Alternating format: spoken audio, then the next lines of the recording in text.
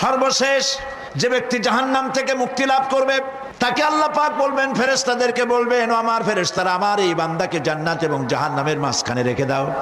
জান্নাত এবং জাহান্নামের মাঝখানে লোকটি যখন থাকার জায়গা পাবে, সে জান্নাতের দিকে তাকায়া দেখবে আর কাঁদতে থাকবে।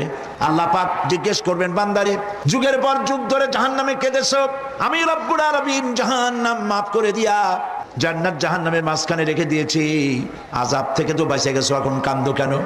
লোকটি বলবে, রব্বুল আলামিন কান্দি এই কারণে, জাহান্নাম থেকে মাফ করেছো, তোমার শুকরিয়া আদায় করি। জান্নাত তো আমার কপালে নাই, কিসমতে নাই, কিন্তু জান্নাত আমি এখান থেকে দেখতে পাচ্ছি, জান্নাতের সুঘ্রাণ আমার নাকে আসতেছে, কপালে নাই যাওয়ার। আমি কাঁদি এই জন্য, তুমি যদি মেহেরবানি করে আমাকে জান্নাতের দরজার কাছে একটু দাঁড় করায় দিতা, প্রাণ ভরে তোমার জান্নাতের দৃশ্যটা একটু দেখতাম। আল্লাহ পাক তার আরজি পূরণ করবেন, বলবেন যাও, ফেরেশতাদের বলবেন এর জান্নাতের দরজার কাছে দাঁড় করায় দাও। জান্নাতের দরজার কাছে দাঁড়িয়ে লোকটি আবার কান্না শুরু করবে। আল্লাহ পাক প্রশ্ন করবেন, এবার কান্দো কেন? লোকটি বলবে, রব্বুল আলামিন কান্দি এই কারণে, জান্নাতের এই দরজায় দাঁড়াইয়া জান্নাতের অফুরন্ত নেয়ামত কিছুই ভালো করে দেখা যায় না, শুধু অল্প জায়গা দেখি। যদি তুমি আমারে দয়া করে জান্নাতের মাঝখানে দাঁড় করায় দিতা, চতুর্দিকে তাকায়া তাকায়া দেখা কলিজারে ঠান্ডা বানাইতাম। তবে আমি ওয়াদা করি, জান্নাতের কোনো নাজ নেয়ামত, কোনো ফল আমি খাবো না, ধরবো না, সইব না।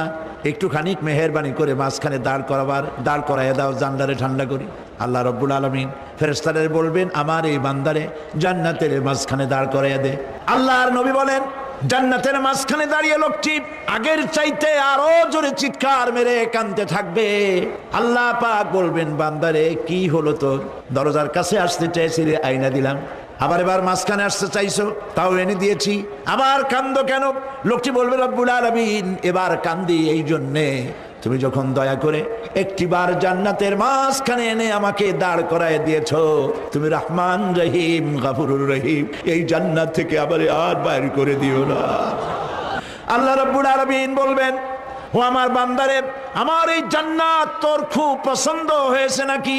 লোকটি বলবে, রব্বুল আলামিন কলিজা ঠান্ডা হয়ে গেছে, ভাবতেও পারি নাই জান্নাত এত সুন্দর। আল্লাহ পাক বলবেন, বান্দারে, এরকম একটি নয়, দুইটা নয়, তোর জন্য আমি 10টা জান্নাত এইরকম রিজার্ভ করে রাখছি। জান্নাতীদেরকে রিসিপশন দেওয়া হবে।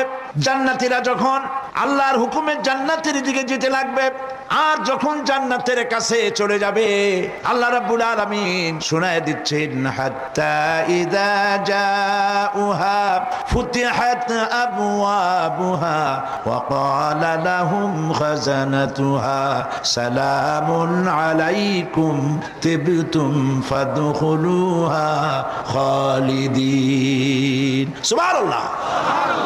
জান্নাতীরা যখন জান্নাতে প্রবেশ করার দরজার মুখোমুখি হবে, দ্বার রক্ষীগণ তখন বলবে, সালামুন আলাইকুম, আল্লাহর শান্তি তোমাদের উপরে বর্ষিত হোক। দুনিয়ার টাটকা টাটকা সুখগুলি 2 পা দিয়ে ঠেলে দিয়েছো, টাটকা সুখগুলি গ্রহণ করো নাই, হারাম খাও নাই, আল্লাহর দ্বীন কায়েমের জন্য রক্ত দিয়েছো, জীবন দিয়েছো, কষ্ট করেছো, আল্লাহকে ভয় করেছো, আমাদের সালাম গ্রহণ করো, জান্নাতের মধ্যে ঢুকে যাও চিরকালের জন্য। সুবহানাল্লাহ।